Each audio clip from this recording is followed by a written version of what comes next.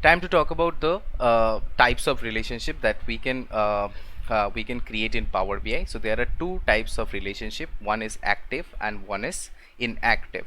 So let me quickly show you how I mean what this means. So in the calendar lookup table, we have the column called date, and we have the relationship between order date and date, and here we have another date column which is stock date, and you can see this is currently not related with the stock date.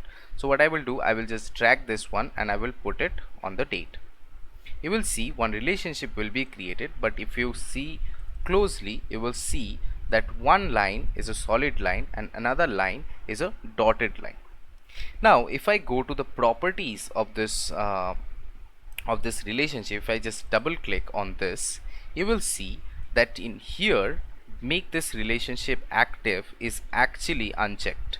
So if I just check it, you will see Power BI will throw an error that says you can create a direct active relationship between AW sales and calendar lookup because an active set of indirect relationship already exists.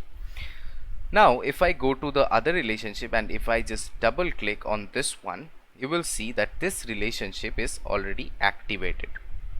So in Power BI we have two relationships. Now let's say if you want to make this relationship active, all you need to do, you have to uncheck this box in this relationship. You have to make it inactive first, and I will click on OK. So you will see this line will now become a dotted line, and now I will make this relationship a active relationship, and now Power BI will let me do this. You can see if I click on OK, so now this relationship will be a solid line and this relationship will be a dotted line.